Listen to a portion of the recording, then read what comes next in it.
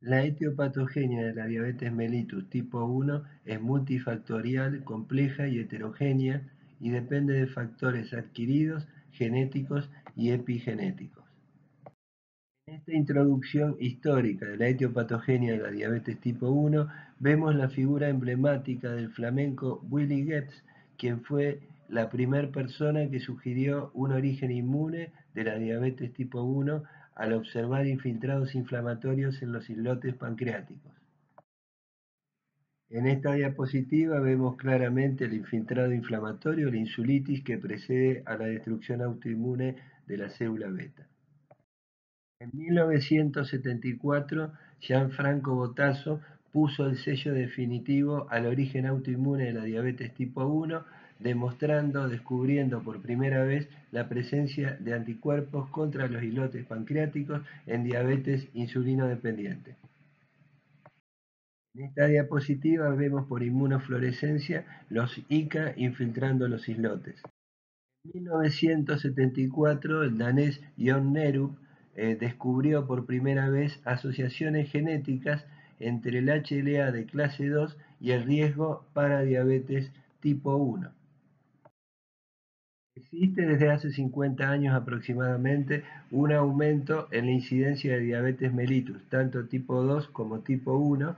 El aumento en la incidencia de diabetes tipo 1 anual es del 3% aproximadamente y exhibe grandes diferencias geográficas. Hay regiones, especialmente del norte, que son las que exhiben mayor incidencia de diabetes tipo 1, por ejemplo Suecia, Finlandia, mientras que hay otras regiones, especialmente en el sur, que tienen menos frecuencia de diabetes tipo 1, lo cual sugiere la importancia de factores adquiridos que modulen esta epidemiología variable de una región a otra.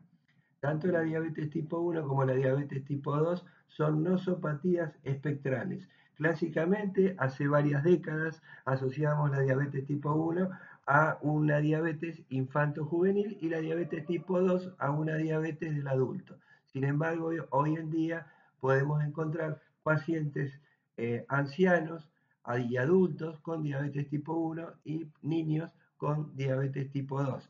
Es decir, que la clínica y la presentación es muy heterogénea y variable en distintos grupos.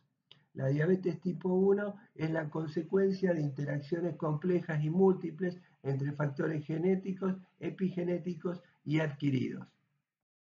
En la diapositiva vemos cómo se ha ido incrementando la incidencia de diabetes tipo 1 en menores de 15 años finlandeses. Es una incidencia cada 100.000 personas y es una de las regiones más importantes del mundo con pandemia de diabetes tipo 1 hasta la actualidad. Existen dos tipos de diabetes tipo 1, la tipo 1A 95% y la tipo 1B 5%. Clínicamente son similares, la diferencia estriba en que la diabetes tipo 1A se detectan autoanticuerpos contra la célula beta, mientras que en la diabetes tipo 1B son negativos. La autoinmunidad contra la célula beta es una consecuencia de interacciones entre factores genéticos y ambientales que producen una pérdida a la tolerancia inmunológica contra autoantígenos de la célula beta.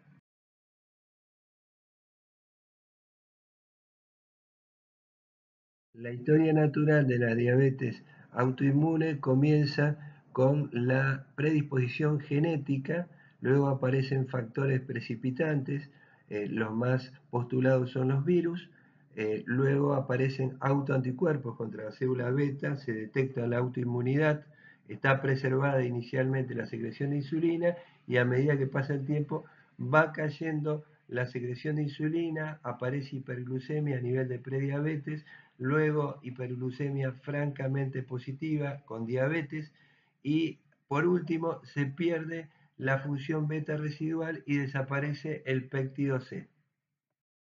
Ahora vamos a hablar de la predisposición genética que es un sine qua non para la diabetes tipo 1A clásica. Hace 20 años aproximadamente, gracias a la revolución nanotecnológica, distintas empresas, por ejemplo Affymetrix, desarrollaron chips de alta densidad génica que permiten estudiar varios millones de polimorfismos, de mutaciones genéticas frecuentes, en pocas horas a un costo relativamente bajo. Esta revolución produjo grandes descubrimientos en decenas de enfermedades multifactoriales altamente prevalentes como la diabetes tipo 1, la diabetes tipo 2, la obesidad, el cáncer de mama, etc. Esto ha producido una aceleración en la detección de marcadores genéticos de riesgo para estas enfermedades. La base genética más importante para la diabetes tipo 1A clásica, que es la forma poligénica, también llamada no mendeliana, la común, son los genes DRB1, DQA1 y DQ-beta1 del HLA de clase 2, responsable del 40-50% de riesgo para esta forma de diabetes. El gen de la insulina es responsable del 10% de riesgo. Una proteína tirosinfosfatasa que se llama PTPN22 es responsable de hasta el 5% de riesgo y un antígeno que regula la coestimulación de los linfocitos T que se llama CTLA4 es responsable de 2 a 3% del riesgo. Estamos hablando de la forma clásica común de diabetes tipo 1A. Aparte, hay formas de diabetes autoinmunes muy raras que se llaman monogénicas o mendelianas. Hay dos importantes. Una que se llama síndrome APS1 o APZ, que es un síndrome de autoinmunopatía poliglandular, en la cual hay mutaciones que disminuyen la función de un gen que regula la tolerancia inmunológica a nivel del timo, que se llama gen AIRE, que regula la autoinmunidad. Hay otra forma de diabetes autoinmune rara, monogénica, que se llama síndrome IPEX, en la cual la mutación se encuentra en un gen que se llama FOXP3. Este es un gen que regula la tolerancia inmunológica a nivel periférico, extratímico, expresándose especialmente en linfocitos T reguladores. El síndrome IPEX se asocia a diabetes neonatal autoinmune en el 60% de los casos y va acompañado de otras autoinmunopatías y además de rash cutáneo y una diarrea secretoria. Mientras que el síndrome APS1, que después lo vamos a ver, se acompaña de inmunodeficiencia importante y otras autoinmunopatías. En esta diapositiva vemos los genotipos y haplotipos más relevantes de la diabetes tipo 1A clásica autoinmune.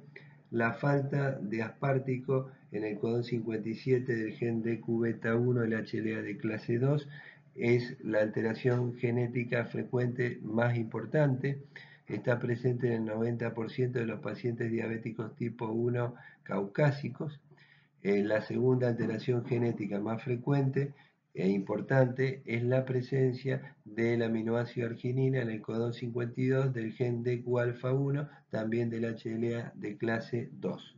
Y los haplotipos más relevantes son la presencia de DR4 con DQ8 y la presencia de DR3 con DQ2 en la nomenclatura clásica antigua. Utilizando una nomenclatura más reciente, dentro del gen más importante, DQB1 del HLA de clase 2, el principal alelo de susceptibilidad es DQ-beta1 asterisco 0302 y el principal alelo de protección es DQ-beta1 asterisco 0602. Esta diapositiva resume los genotipos y haplotipos más importantes de la diabetes tipo 1A autoinmune, DQ-alfa1 0301 o 0501 y DQ-beta1 0201 o 0302. Lo peor que puede pasar en términos de riesgo es la presencia de DR3-DR4 heterocigoto. Siempre tener en cuenta que DR4 va acompañado de DQ8 y DR3 va acompañado de DQ2. En esta diapositiva vemos el HLA de clase 1 y de clase 2. El más importante en la diabetes tipo 1 es el HLA de clase 2, que es hiperpresentador de autoantígeno de la célula beta debido a una predisposición genética, y esa es la clave por la cual se produce la destrucción autoinmune. Esa capacidad hiperpresentadora a los linfocitos T que van a activarse y desencadenar la destrucción de la célula beta. Eso se debe a la susceptibilidad genética que antes vimos. La agregación familiar en la diabetes tipo 1 es menor al 10%, mientras que en la diabetes tipo 2 es de alrededor del 90%. Tener un familiar diabético tipo 1 de primer grado, por ejemplo padre, madre o hermano, aumenta el riesgo solo 2 a 4 veces de tener diabetes tipo 1. Tener el marcador genético HLA-DR3 aumenta el riesgo 3 a 4 veces, el HLA-DR4 9 a 7 veces, y lo peor, como lo dije anteriormente, es tener la forma heterocigota DR3-DR4 que aumenta 30 a 40 veces el riesgo de tener diabetes autoinmune. Mientras que ser portador del HLA-DR2 que es protector, disminuye hasta 5 veces el riesgo de sufrir diabetes tipo 1. Es decir, que una persona que es homocigota para el HLA-DR2 es prácticamente inverosímil, casi imposible que vaya a desarrollar una diabetes tipo 1 autoinmune clásica. Hay dos regiones cromosómicas muy importantes en el riesgo genético de la diabetes tipo 1 autoinmune. El locus 1, que es el cromosoma 6, donde están los genes del HLA de clase 2 que vimos anteriormente, y el locus 2, que se ve en esta diapositiva, que corresponde al gen de la insulina. El gen de la insulina presenta una zona de repetición variable en tándem que puede ser una zona de repetición importante de 140 a 200 repeticiones o una zona de repetición corta de 26 a 63 repeticiones. Cuando el número de repeticiones es corto, se asocia un riesgo importante de diabetes tipo 1 autoinmune, y cuando las repeticiones de esa zona que se llama BNTR son extensas, 140 a 200 repeticiones, hay una protección, hay un riesgo reducido genéticamente hablando de diabetes autoinmune. Aparte de marcadores genéticos del HLA asociados a riesgo para diabetes tipo 1 autoinmune, hay decenas de marcadores genéticos en otros genes que regulan la inmunidad, que regulan la tolerancia inmunológica, que regulan la inflamación, que también se asocian a un riesgo de diabetes tipo 1. En general, todos estos marcadores genéticos, sacando unos pocos como los genes del HLA de clase 2 y el gen de la insulina, la mayoría aumentan el riesgo de tener diabetes tipo 1 de manera sutil, de manera leve, es decir, es una base genética poligénica. Muchísimos marcadores genéticos, 50, 60 marcadores genéticos que aumentan levemente el riesgo genético para diabetes tipo 1, exceptuando al HLA de clase 2 y el gen de la insulina, que lo aumentan de manera más importante.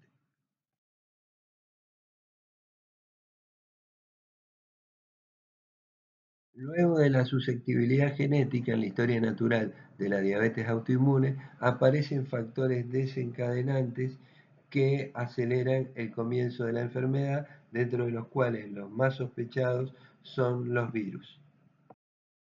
Hay una lista extensa de virus asociados a modelos animales de diabetes tipo 1 y diabetes tipo 1 autoinmune en el ser humano.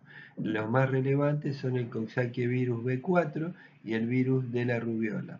En la rubiola congénita, el 50% de los neonatos tienen autoanticuerpos contra la célula beta, y de ellos la mitad quedará con una diabetes autoinmune. Hay otros virus también relevantes, como el virus de la papera, el citomegalovirus, el rotavirus. En muchas necropsias de pacientes con diabetes tipo 1 se encuentran en los islotes pancreáticos Coxsackie virus, y hay anticuerpos contra el Coxsackie en una lista extensa de estudios en pacientes con diabetes tipo 1. Se han postulado distintos mecanismos de acción por el cual los virus llevan a la diabetes autoinmune: el mimetismo molecular, la acción citotóxica directa, la activación de linfocitos T y el desequilibrio de linfocitos Th1 proinflamatorios pletóricos importantes y una disminución de los linfocitos Th2 antiinflamatorios. Vale destacar que se han detectado marcadores genéticos en genes que regulan la respuesta a virus, especialmente el gen IFIH, que es una helicasa inducida por interferón, y los receptores TLR7, TLR8, ambos regulan la inmunidad innata y se activan en respuesta a infecciones virales, especialmente por picornavirus, como los enterovirus, dentro de los cuales se encuentra el Coxsackie B4. En respuesta a la gran pandemia de diabetes autoinmune, la investigadora sueca Dahlquist en los años 70 desarrolló una hipótesis que es la hipótesis de la sobrecarga, según la cual la célula beta está sobrecargada desde un punto de vista metabólico, lo cual favorece la hiperexpresión de autoantígenos de la célula beta que sensibilizan al sistema inmune para dañar y destruir la célula beta. Existen distintos factores que favorecen la sobrecarga de la célula beta, por ejemplo, la hiperalimentación en la vida intrauterina, la hiperalimentación del infante, el desarrollo de la pubertad con el crecimiento acelerado, todo ello genera insulinoresistencia, hiperplasia e hipertrofia de la célula beta con hiperexpresión de autoantígenos, los cuales son importantes para desafiar la respuesta autoinmune de linfocitos T citotóxicos autorreactivos y maduros que pueden iniciar la autoinmunidad beta. Hay otros factores también que favorecen la sobrecarga de la célula beta, como el sedentarismo, la inflamación, el estrés psicológico y el clima frío. Todo ello favorece la insulinoresistencia y una célula beta pletórica que de alguna manera desafía el sistema inmunológico. De acuerdo a la hipótesis de la sobrecarga beta, un factor crucial, central, el más importante, es la elevación, el aumento del peso del recién nacido, también el aumento de la talla, todo lo cual favorece la hipertrofia, hiperplasia de la célula beta y la hiperexpresión de autoantígenos. Ese sería el factor central de la sobrecarga beta.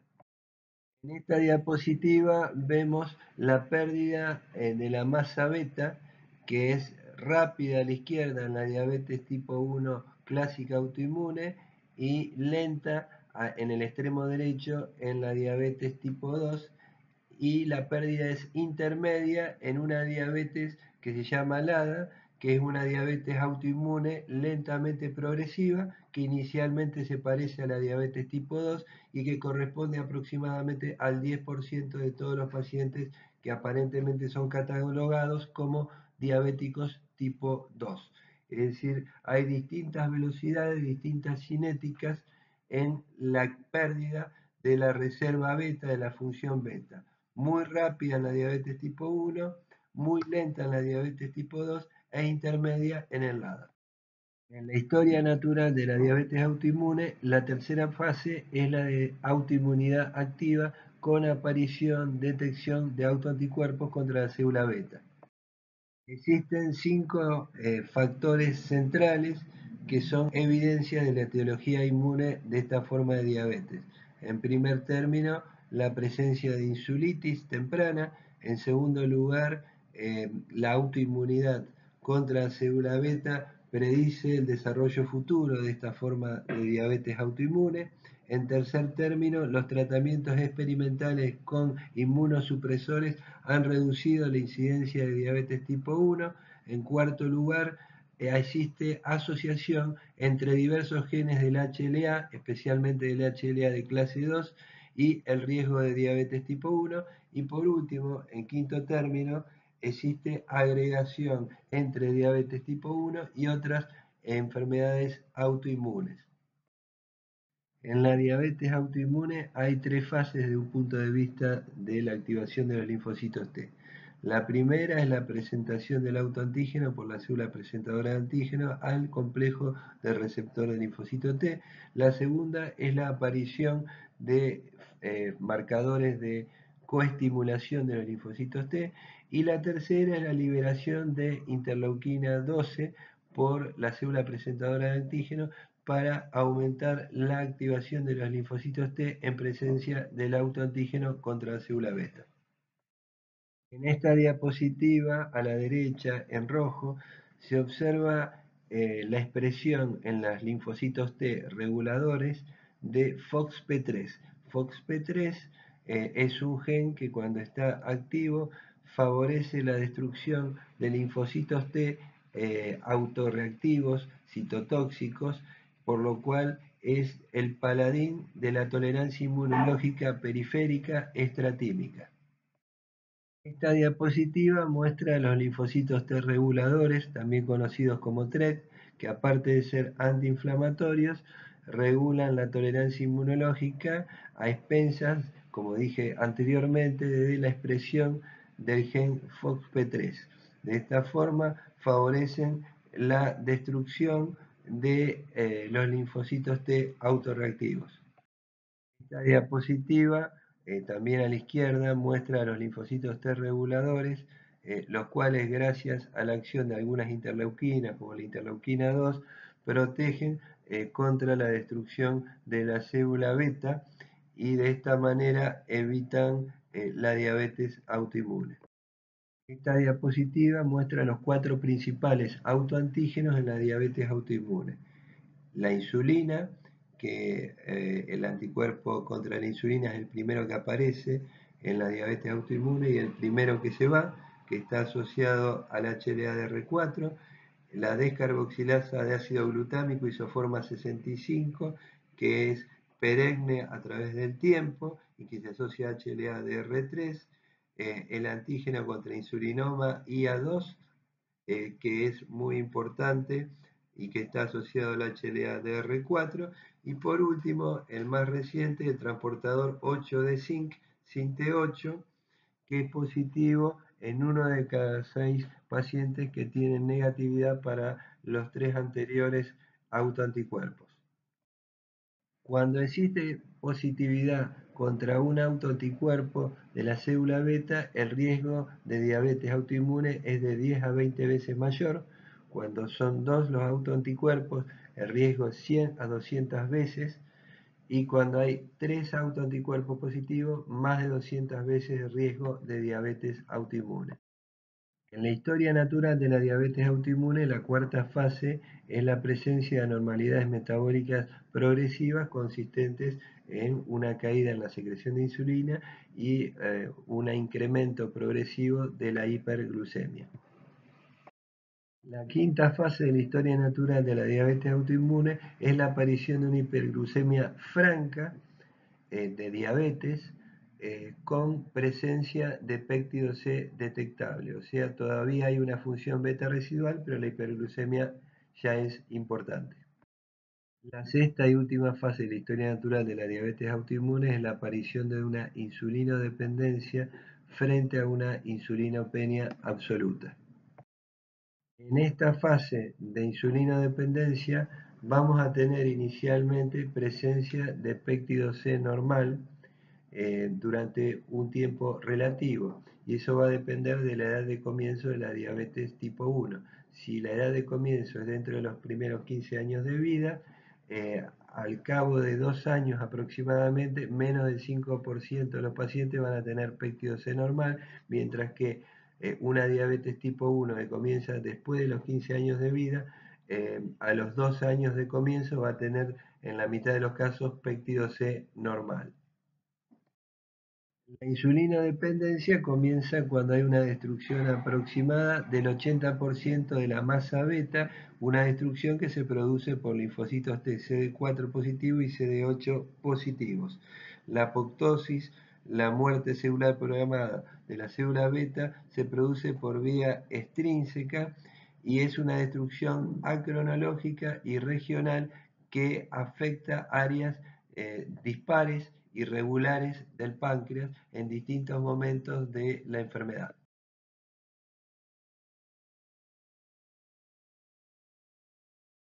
Existen diversas hipótesis y vías fisiopatológicas en la diabetes autoinmune. Por ejemplo, la hipótesis de la higiene. La diabetes autoinmune es poco frecuente en áreas que exhiben poca higiene. Hay países, por ejemplo Jamaica, en donde la diabetes autoinmune es rara, y hay países con gran higiene, por ejemplo Suecia, Finlandia, que exhiben niveles elevadísimos de incidencia de diabetes autoinmune. Hay modelos animales, por ejemplo los ratones NOT de diabetes autoinmune. Si uno coloca un ratón NOT en una jaula sucia y otro ratón NOT en una jaula limpia, el que va a desarrollar diabetes autoinmune es el que está en la jaula limpia. La hipótesis de la higiene sugiere que el sistema inmune es inmaduro cuando en los primeros años de vida no se expone lo suficiente a distintos microorganismos que favorecen su maduración y al ser inmaduro favorece el desarrollo de autoinmunidad contra la célula beta. Otra hipótesis que vimos en diapositivas anteriores es la hipótesis de la sobrecarga, según la cual la sobrecarga metabólica beta favorece la hiperexpresión de autoantígenos de la célula beta, y ello es un desafío para la destrucción autoinmune por linfocitos T autorreactivos. La tercera hipótesis es el modelo Copenhague, que se ha demostrado por el grupo del Centro Steno de Dinamarca, que es la hipótesis de la inflamación de la célula beta. En la diabetes autoinmune hay un componente inflamatorio muy importante en la célula beta, liderado por linfocitos T helper 1 proinflamatorios, que favorece la destrucción iniciada por la autoinmunidad. La cuarta hipótesis muy conocida es el eje intestino-pancreático asociado al gluten, a la gliadina, que dice que el paciente, antes de desarrollar diabetes tipo 1, tiene un intestino, una mucosa intestinal hiperpermeable a antígenos de la dieta, y estos antígenos de la dieta, por reacción cruzada, favorecen la destrucción autoinmune de la célula beta. Recordemos la agregación que existe entre diabetes tipo 1 y enfermedad celíaca. Una quinta hipótesis que vimos es la hipótesis viral, que los virus han sido postulados como los principales desencadenantes en la historia natural de la diabetes tipo 1. Una sexta hipótesis es la de la proteína de la leche de vaca, especialmente aquella leche de vaca que expresa la isoforma de caseína A1. Se ha postulado que dejar de amamantar, dejar de dar leche materna tempranamente y darla dentro de los primeros 6 meses, cambiarla por leche de vaca, favorecería la destrucción de la célula beta en bebés que tienen una predisposición genética a sufrir diabetes autoinmune. Esta es una hipótesis, como tantas otras, que han sido sospechadas, pero no del todo demostradas. Otra hipótesis es el déficit de vitamina D. La vitamina D es antiinflamatoria, antioxidante, protectora de la célula beta e inmunomoduladora. En regiones en donde hay poca exposición solar, hay déficit de vitamina D, por ejemplo en Escandinavia, hay un riesgo de diabetes autoinmune muy importante. Esta es una hipótesis que se ha mencionado reiteradamente. Y por último, la hipótesis de la estacionalidad, latitud y temperatura. Es decir, que la diabetes autoinmune, no en todos los casos, pero en general, suele comenzar en invierno, suele ser más frecuente en áreas nórdicas y en países que exhiben baja temperatura. Esta diapositiva muestra la publicación pionera del grupo Steno en la revista Allergy en 1985, en el cual demuestra el grupo Steno que hay un componente inflamatorio muy importante en los islotes pancreáticos en la diabetes autoinmune. La inflamación en el islote pancreático reduce la producción de energía, disminuye el consumo de oxígeno, estimula la vía del óxido nítrico, daña de manera importante el ADN y aumenta la expresión compensatoria de sistemas antioxidantes.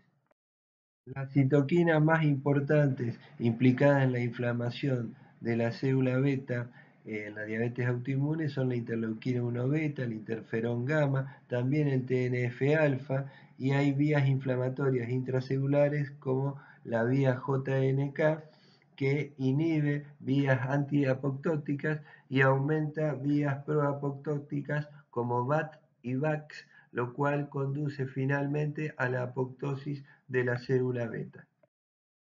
Se ha postulado recientemente, en los últimos años, de manera parcial, con poca información aún, que la diabetes tipo 1A autoinmune, más que una enfermedad genética, sería una enfermedad metagenética, es decir, una enfermedad del metagenoma. El metagenoma es la suma de todos los genes del paciente y los genes de los microorganismos que lo habitan, especialmente aquellos microorganismos que integran la microbiota intestinal. Se ha demostrado en la diabetes tipo 1 de manera imperfecta, de manera inicial, preliminar, que hay cambios en la microbiota intestinal y justamente esos cambios en la microbiota intestinal favorecerían la hiperpermeabilidad de la mucosa intestinal con la hiperabsorción de antígenos alimentarios que favorecerían la destrucción de la célula beta. Este es un tema abierto que se está estudiando, pero no hay datos conclusivos aún. En la diabetes autoinmune hay activación de la vía de los linfocitos T helper 17 que favorecen la producción de una interleuquina inflamatoria que se llama 17 y la inflamación del islote. Los linfocitos TH17 también activan la vía inflamatoria TH1 e inhiben las vías antiinflamatorias de los linfocitos T reguladores y de los linfocitos helper TH2. Esta diapositiva muestra lo que vimos en la anterior. Los linfocitos TH17 en el islote pancreático activan vías inflamatorias favoreciendo la destrucción de la célula beta. La diabetes autoinmune es una enfermedad inflamatoria del islote que exhibe un aumento de los linfocitos TH1 y TH17 proinflamatorios y una disminución de los linfocitos TH2 y linfocitos reguladores TREC antiinflamatorios. Si bien la diabetes tipo 1 autoinmune clásica es una enfermedad poligénica integrada por numerosos marcadores genéticos altamente frecuentes, también se han detectado asociaciones entre factores de riesgo genéticos que son marcadores raros, poco frecuentes, menos del 1% en la población general, y riesgo para diabetes tipo 1A.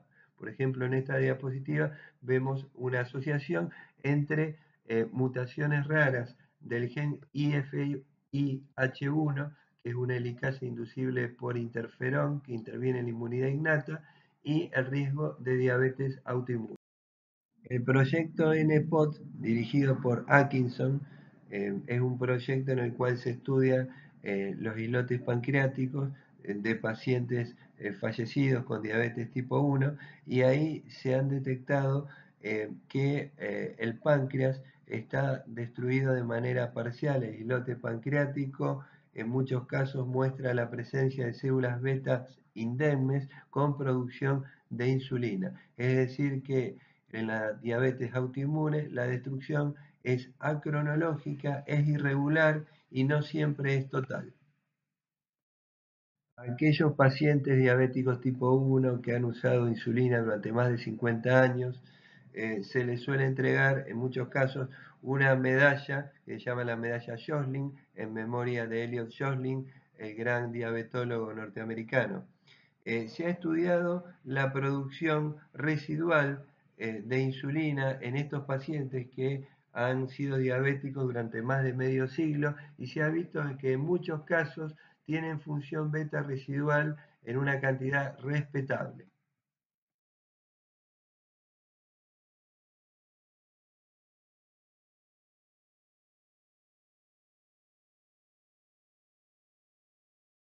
El paciente con diabetes autoinmune tiene agregación para múltiples autoinmunopatías, principalmente la tiroiditis de Hashimoto, en hasta un 25% de los casos, en los cuales en su mayoría es subclínica.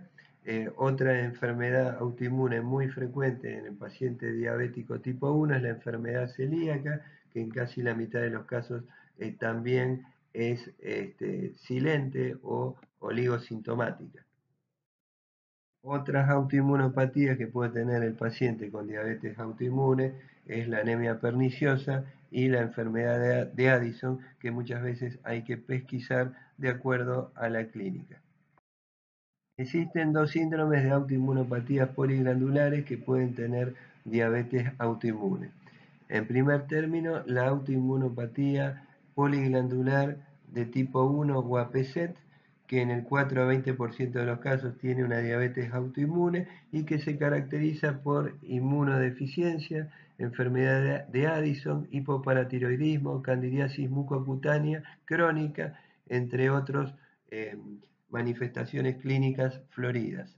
Otro síndrome, mucho menos raro, es el síndrome de autoinmunopatía poliglandular de tipo 2, también llamado síndrome de Schmidt, en el cual hay diabetes tipo 1 en el 52% de los casos, en el 100% de los casos hay Addison y en el 70% aproximadamente hay una tiroiditis de Hashimoto.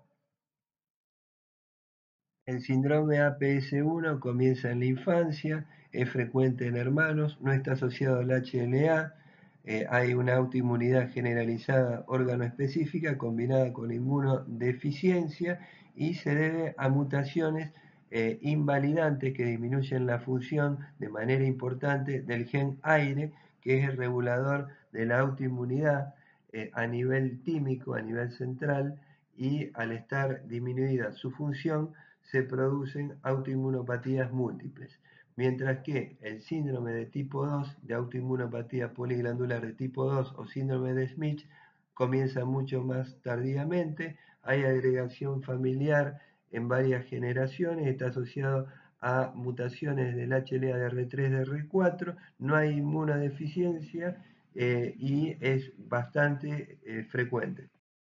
Aquí vemos al gen AIRE en el timo, cómo participa en la deleción, destrucción de linfocitos T autorreactivos inmaduros y de esta forma protege contra distintas autoinmunopatías, incluidas la diabetes autoinmune.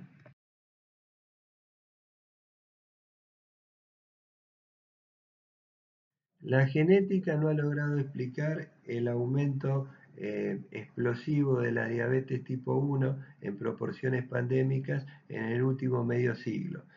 Se ha postulado que aparte de la genética podrían participar factores epigenéticos. La epigenética representa la regulación de la expresión de los distintos genes independientemente de la secuencia nucleotídica del ADN. Hay tres mecanismos epigenéticos. Uno muy importante es la metilación del ADN que inhibe la transcripción del gen.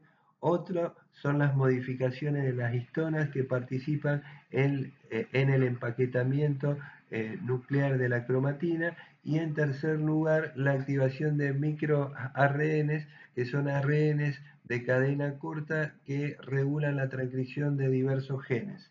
La epigenética representaría un puente entre factores genéticos y adquiridos. De manera preliminar, en la diabetes autoinmune se han encontrado distintas alteraciones epigenéticas. Por ejemplo, la desmetilación del interferón gamma, la desmetilación de la interleuquina 4, que regulan a vías TH1 y TH2, que son muy importantes en el riesgo de diabetes autoinmune.